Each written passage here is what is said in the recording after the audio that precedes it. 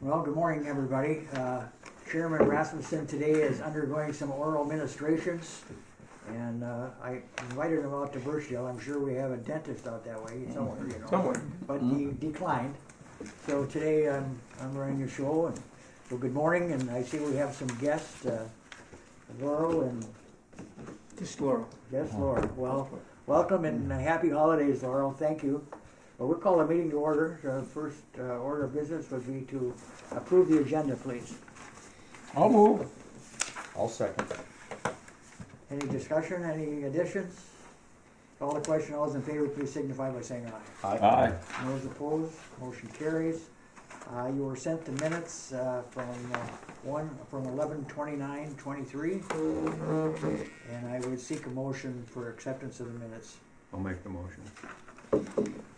I'll second it. And we got them. Any additions, anything else you'd like to mention on it? If not, call the question. All those in favor, please signify by saying aye. Aye. Those opposed, motion carries. And Peter, you're the, God, the scariest part that I still can't believe what people think when they hear this Treasury's report fee.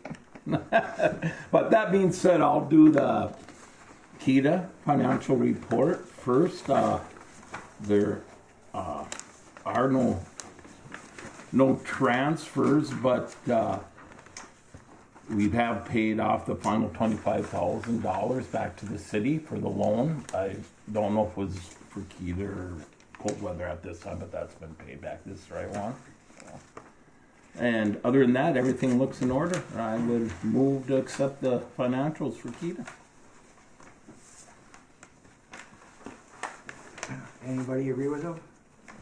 I agree with him. Commissioner Roach agrees. We'll call the question. All those in favor, please signify by saying aye. Aye. Those opposed, motion carries.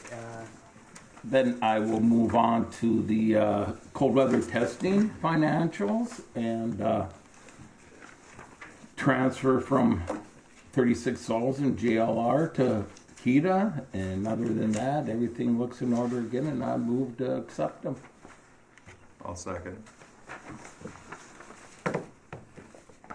Any discussions or questions on Mr. Chair, if I could. yeah? I want to welcome Commissioner Erickson to our meeting. Appreciate you coming in. Just to let you know, and we had a chance, Mike and I had a chance to visit with Commissioner Erickson a bit ago in Birchdale, just to kind of talk a little bit about the organization, some of the history, but just also how we're put together here, and our financials are a reflection of that. We manage the cold weather testing across the way, and I'd be happy to take you over there and show you around at some point.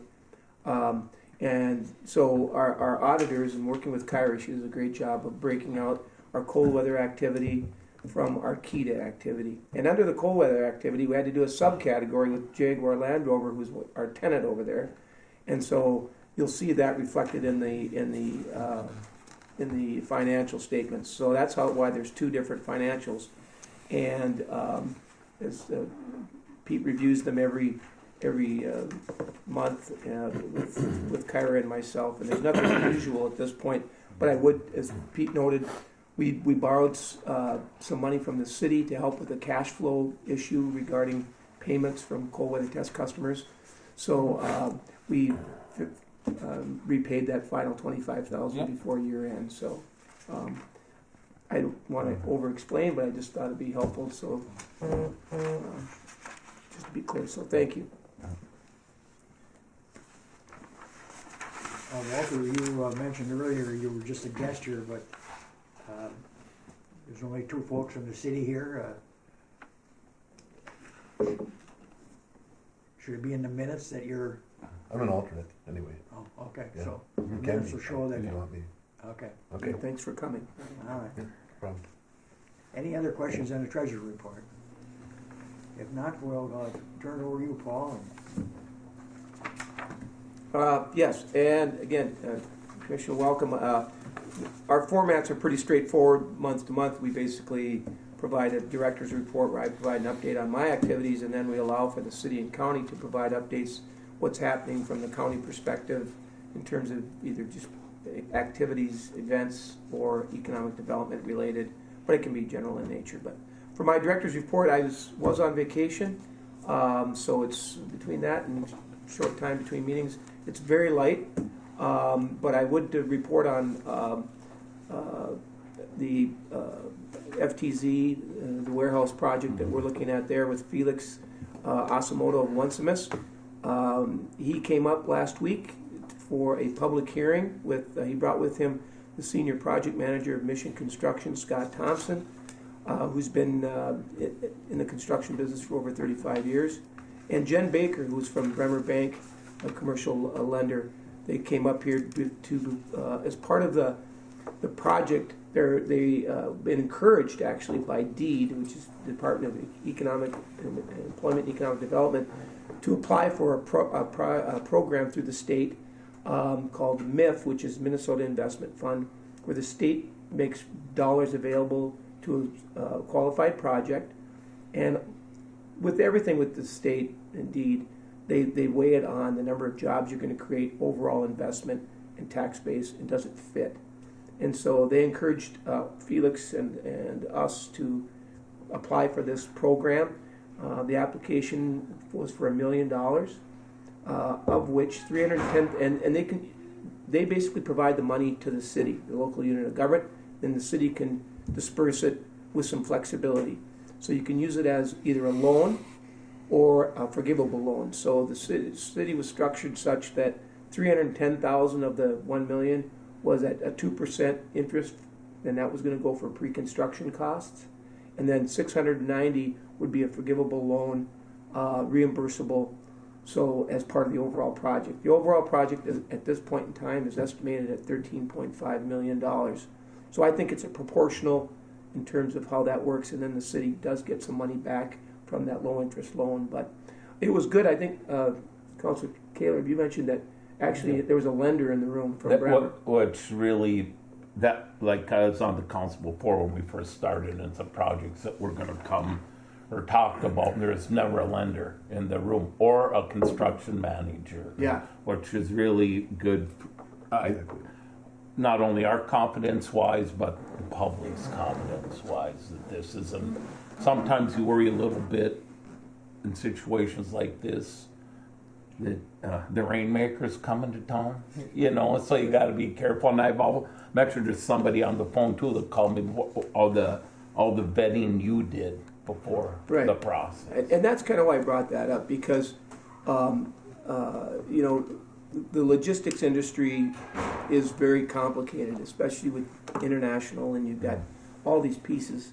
And you know, in my role here, I'm kind of a generalist. I try to know a little bit about a lot of things, but you know, to the extent that you can vet and say this project not only makes sense, it makes economic sense, it's going to work.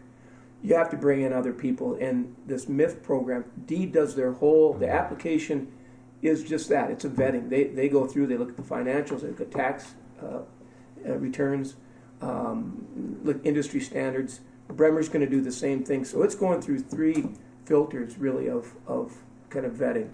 So that, you know, and it should. I mean, it's taxpayer money. So, but I feel good that Felix has a good team together, and he's not over-promising. And as I told him, I said, you know, you're going to work with the state and some of these entities, and it's going to take a lot longer than you think. Yeah. And that's the one thing that's a little frustrating to entrepreneurs or business. They say, but if you're going to use these programs, you got to just get your mindset that it's going to take longer. So we're still looking at a spring groundbreaking for this project, and it's looking at 33 jobs, warehouse jobs, plus some ancillary jobs. So, and it'll be using our foreign trade zone, which I think is again a big plus. It'll put us on the map. So, as a follow-up to that public hearing, which is part of the process, the city met on Monday to basically approve the resolution to send it on to the state for their review. So it's another milestone that we checked off, and we're not there yet. We still got a ways to go, but I think it's an important step forward. But I think, like you just said, I think it'll be good if it does come to fruition and we keep moving this path. Like you said, it's going to be a catalyst to get other. Yes. For one, people won't have to worry about inventing the wheel, right? They'll see it works. They don't have to be the first car or whatever. And I do believe the money that we get from the loan payment is will go back into our loan fund. Yes, That we have the, To the I don't, EDA. yeah, to the EDA. Yeah. So if it all works out, it'll work out It- good. And one thing I'll give them, they're not stuck in their ways. No, I can tell this, no one was wearing flip-flops last week.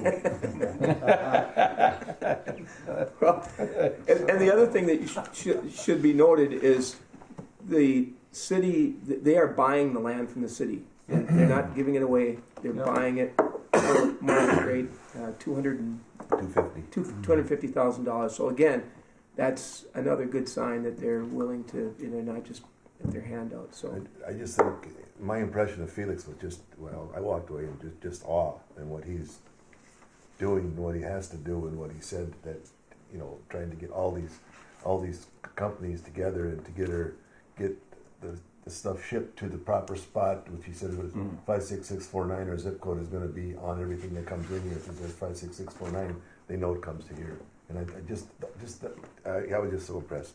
Yeah, and it is international in flavor, and Felix is he knows the ad industry, and I talk to him about daily now, and he continues to provide.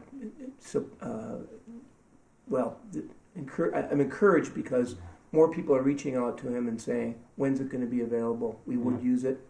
So, and that's the key to making this work. I think you just have to have the right volumes and the consistent volumes of activity to make the economics of it work. And you got to have a lot of different inputs from different types of a product. So I fully expect that there will be some spin-offs where people will say, we're going to put a facility here to support our activities because it's growing. So,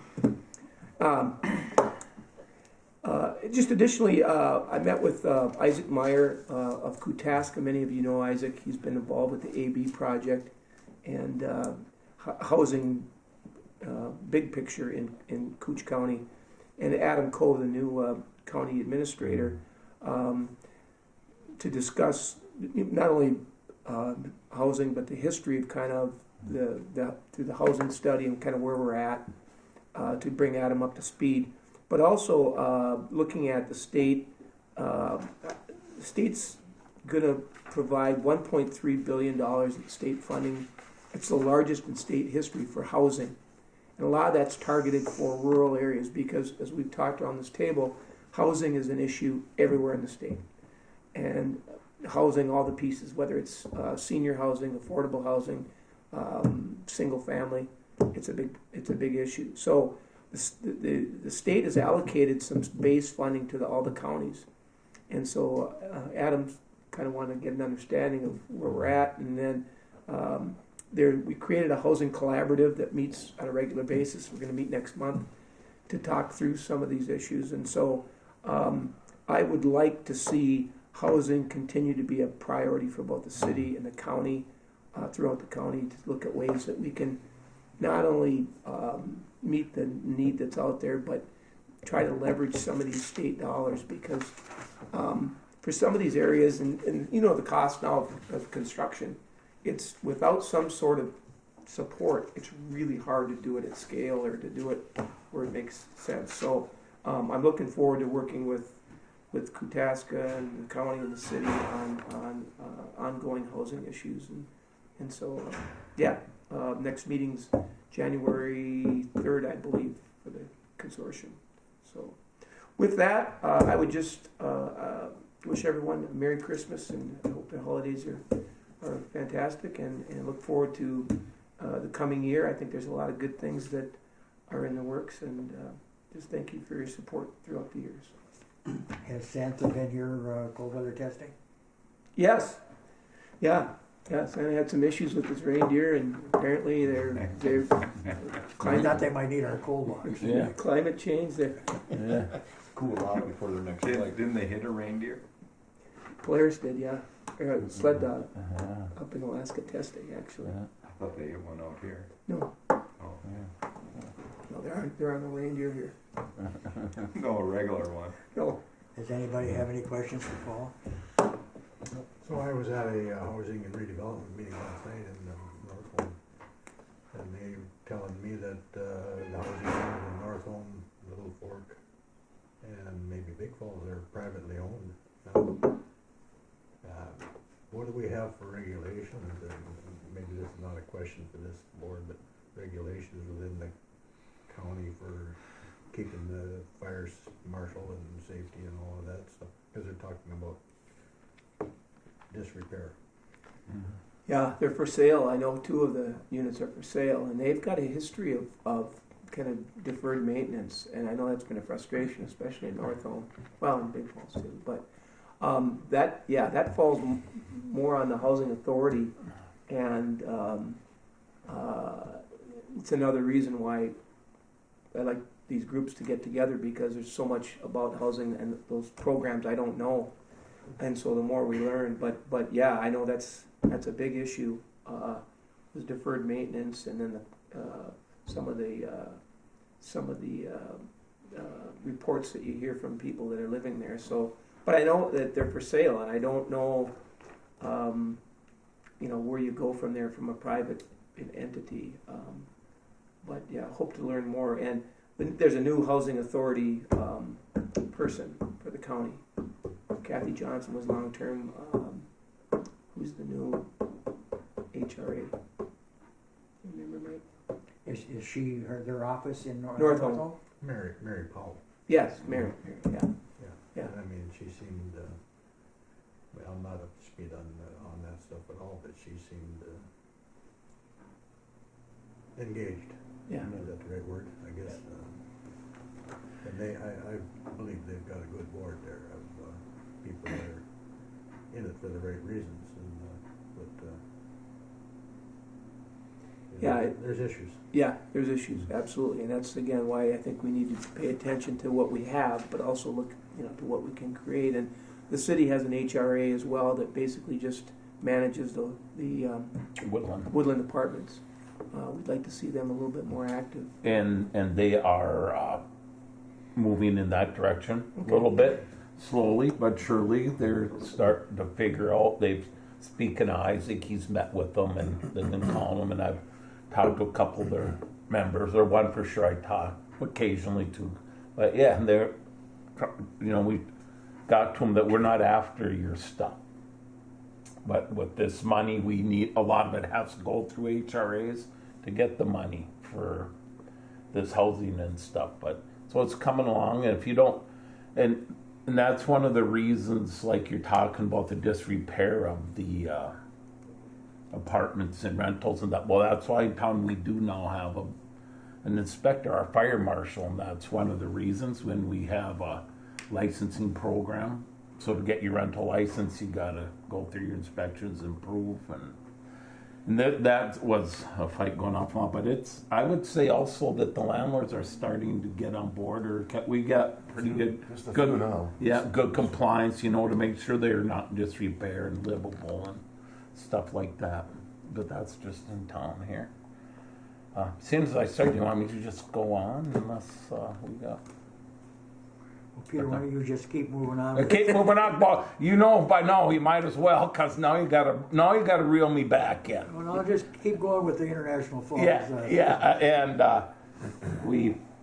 and Paul touched on the one thing I was going to bring up, the program the D program that we agreed to last week.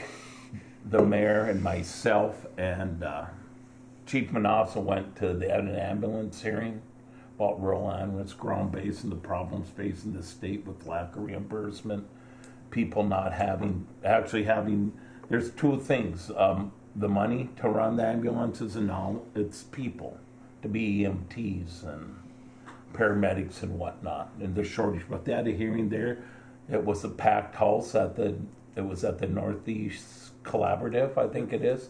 Their conference room was packed, overflowing. I mean, it's a problem all over the state. One thing that impressed me, one of the fire personnel management level from Minnetonka Fire Department was there just to give support for everybody to realize that it's a problem everywhere. And one thing that stuck out to me is the problem that people have to have EMTs or paramedics, this whatever board it is, I can't remember that, but the ambulance board says you gotta have 2 people on at all times. And all little places like Tower, Babbitt, well, that's hard for them to do. And some places are running services, whether it's first responders or ambulance, with like 1, 2, 3 people, so these people are the only ones doing it. And it made me think that we do have a relatively good number in town here. I think we have around 20 EMTs, which are volunteers, they're volunteering their time, they get a stipend, but get paid in with our paramedics. So that one part of it, we're not doing too bad with the numbers wise, but just like here, it's transfers, they're turning down transfers from hospitals all the time. And I'm sitting there thinking, well, yeah, and you're just transferring from Virginia to Duluth or Ely to Duluth, put another 2 miles on it. But the good thing, the committee, the senators and representatives seem engaged with the problem and are looking into it. And we finalized our budget and adopted it the other night. And part of that was we decided that we are gonna fund the full amount to the airport for this year coming up, and some other changes here and there. So I'm trying to think what else we've had going on. Just the same old stuff, plugging away. Town's looking busy around Christmas, looking good, all lighted up, the city streets, the neighborhoods, so Christmas is on its way. And luckily the reindeer had problems last Saturday, so Santa could meet some kids and have breakfast at the Elks Club while they're getting looked at. So, yeah, that's what I can't think of anything else. Won't you? Nope. Minneapolis Tribune front page here about 10 days ago talked ambulance. Yeah. And they kind of chatted with some communities around the Iron Range, Yep. but they were very similar to what. Very the similar. I'd like to refer to the Misery Loves Company. Well, that's kind of an example. What was it? Yes, and that was Nashrock, and they're one of those that are struggling to even keep people. So. Walter, do you have anything you'd like to add? No, I was just going to add that Nashwauk I think when Nashwauk decided they're going to let their ambulance service go, I think that got the attention. I think that drove them to start having some meetings and trying to get something done, because it's just the tip of the iceberg if this keeps going like it is. Was Senator Hochschild and Yep. Is that Scrabble? Linda? Oh, Scrub was there. He wasn't part of the committee, but I saw him there. It's the guy. Is he from Aurora? I want to say Lynn starts with an L. I can't remember. And a couple from the cities and some guy from over in, the little dent in the west end of the state there, a senator from there, was also an EMT. Like he says, they only have 2, and right now he's 6 hours away at this hearing. Wow. Well, thank you, Peter. Mm-hmm. Cookstown County has a new member. Welcome, Dale. I'm not new. Yeah, Kinda appreciate good you luck. being here. Kind of you. Yeah. Well, hey, like we say about new to us. Yeah. So it's the end of the year. You guys had a budget, and everybody's kind of still on a learning curve. Is there something you'd like to bring up here and let us know what kind of miracles you pulled off? Whole lot of learning curve. Okay. I've heard that. We finally got our county a couple new dump trucks, which we're in very, very dire need. Yes, for sure. We need like 5 of them to be exact, 5 or 6. Could I interrupt you for a sec? Yep. Why didn't you get up and interrupt Julie the other day then at our meeting when she was talking about our new dump truck? Because she was picking on you. Yeah. I was just going to let that be. Yeah. Then she would have started picking on me. sitting Yeah, in the back. yeah. So I just Well, said there you that. go. She's picking Probably on a you. We're good good. move, but yeah. Yeah, so we turned around and budgeted for 2 brand new dump trucks, which went up, like you guys said, anywhere from 40 to 60,000 per truck A year. in 1 year. So we're looking at $330,000 to $340,000 for 2 brand new, or for per plow truck. Yeah. Crazy. But very well needed. I mean, our trucks are in tough shape. They are. They should have been replaced years ago, but they didn't. In a bad situation, and you've got that many square miles to cover, you don't do it with 2 trucks. No, no. And then we were talking about the one truck broke down last year in January, an oil cooler. Well, they don't make the part anymore. So the guys at the county garage built it, which took a week and a half to 2 weeks to build to make it work to be able to get the truck back on the road again. So we were without a truck for a week and a half, 2 weeks. We can't be that way. We have to have our county roads plowed. If we don't plow the roads, the fire truck can't get out, the ambulance can't get out, the cops can't get out, nothing can move. So we voted in for a couple of new dump trucks, plow trucks, combinations. Mm-hmm. We got him a low boy too this year. And a new lowboy, because our lowboy was in pretty tough shape also for moving equipment.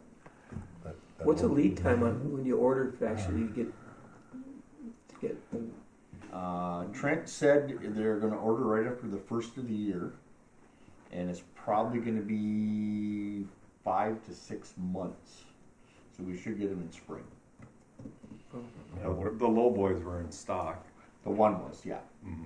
They found one lowboy in Pennsylvania, and that was getting shipped to International Falls. That lowboy was the first piece of equipment that I bought in '94 when I started there. Yeah, and it was they were welding it back together it was- because of the salt and the corrosion, and it Yeah. takes a toll on us up here. It's terrible. But that's pretty good use for a lowboy in his lifetime. Well, then we That's- were looking at they made mention that our graders. Yeah, they're we got 89s. 2 graders that are in the 70s, 79 and 78. Then a few newer ones of them. So next year we're going to be looking at budgeting for a new grader. Well, good news is fuel costs have Come down. a coming little down. bit. Yes. That helps a little. Election year. Yeah. Yeah. Yeah. Well, whatever works. Yeah. Well, it's difficult As stuff. soon as that's done, You've it'll gotta have it, Yeah. Yeah. yeah. yeah. Yeah. I mean, how many miles of county road are there to maintain? I mean, it's You know, I guess I don't know that answer. There's lots. a big number. And it's like the other night, why don't you get a use or whatever, talk about the cost, but yeah, but no one thinks about that, like you said, in January, when you got a foot of snow sitting in front of your house on the road. And you can't get it plowed because the Right. truck's broke down. Yeah, so we right, have to yeah, wait for right. another job to get done Yeah. to bring their truck over to finish the plowing for Oh, you. yeah. So, Okay. no, we're Good to hear that. we're trying to make sure we can get everybody moving and keep the county moving. People can get moving around and get our stuff done. Commissioner Hanson's road is awful washboardy, we better get that fixed. I'm thinking blacktop curb and gutter. Yeah. Sandsmark. Sure. Yeah. Our environmental services and planning and zoning are still working on the Yeah. vacation home thing, but they're chugging along slow but sure. Hopefully they can get something wrapped up here before too long, Yeah. before they frustrate everybody in the county. Well, they have another meeting tomorrow on that, so they are working. I talked with Matt last night on that, and he says it's a slow process, but it's coming along. Never had to deal with it before, so then you're starting to look at everybody else's rental agreements and this and that, and then how do you police them, and how do you? He goes, there's a lot of moving parts to get down into one little piece of paper to make sure everything is done right. Anything else you'd like to add, commissioners? I was talking to Mr. Heibel, and your peak project is, as you know, was extended, but there's a Corps Engineers permit coming due next year, 2024. It was extended by the state, and I think they're awaiting a permit from the Army Corps now. From federal. And he does have a contact for Berger. I know we talked about that earlier. The day they put an ad in the Falls paper looking for people was the day they announced COVID and the closure on the border. And that's been it since. I chatted with both North Home and Big Falls, and they especially wished to let you folks know that they appreciate all that Keda does for them, and that Paul and the staff react when they call, and they just wanted to wish everybody Merry Christmas, and they told me they'd have a laundry list coming up next month. And I didn't hear from Little Fork. So that's kind of the Outlook County report. We actually have a few minutes here. It would be all right if I told a Christmas tree story? Gloria. Yeah. Yeah, Hey, it's your meeting. It's your meeting. Probably in about 1980. My driveway was just through an open field. And I knew that after the driveway was put in that I was going to have problems with snow and it blowing and so forth. So I planted white pine and white spruce. And my driveway is about 250 yards long, maybe a little bit longer. So it's long. I planted these trees. It's seedlings. And they didn't grow much. I thought they'd never get very big. Sometime probably in about the mid-90s, maybe 96, 97, I came home from a county board meeting and the evidence is as clear as could be. You could see that somebody pulled in off the top of my driveway. And after 15 years, you know, the trees were 6 feet tall. Oh, I was proud of them. They were beautiful. But you could see where somebody came in, walked down the ditch, driveway ditch, up to one of the white spruce trees and cut it down. And you could see they went on the ground, they pulled it out, and stump sawdust there. I was hurt. I had all of my, whatever you want to call it, involved in those trees. There was just a big deal to me, and I was just upset. I told my colleague in matrimony about it, and it carried on to my neighbors, and even at the Birchdale store in the Republican room, I vented a little bit. I went to the county board, and during a break, I told my colleagues, I didn't shed tears, but I told my colleagues how hurt I was and upset that somebody had gone and cut a tree out of my driveway. A few days later, I got a letter in the mail, and the letter was from an anonymous person, and they indicated who did it. And it was a neighbor, his last name was Peterson, and he has a way of picking on me, and I reciprocate all I can. So, you know, I thought, well, I'll just kind of keep it to myself. I'll get even with them, though. I mean, because this is a big deal, cutting that tree out of my driveway. Come spring, I told my son, go over and cut that stump down. We'll go out and we'll dig up a tree and transplant it in that spot. You could see where it was, you know. And he walked over there and he touched the stump and it just fell over. They had come with a tree that they'd cut elsewhere, drug it across the ditch, cut the bottom off, and then stuck it up there so that the sawdust and the tracks and everything were there. So all of the crying and hollering I did publicly and to my neighbors, everyone else knew, but I didn't. They thought it was a big deal, see. So I did find out that later on it was Jake Blake and Ralph Nelson. And then they, of course, put the letter in the mail and blamed the other neighbor. And, of course, now it's 25 years or 30 years went by. It was just a spot that was just a little bit wide open. And they picked that and they did me good. They had your number. It's a good story. I see no one here today from public, so we'll take no input there. And Paul, Kyra, when would be the next meeting convenient for you folks? 2024. Look out.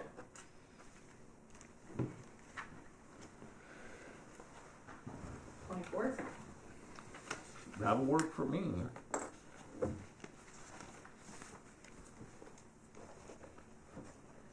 Be the fourth Wednesday of the month. Work for you guys? I have a meeting on the Wednesday.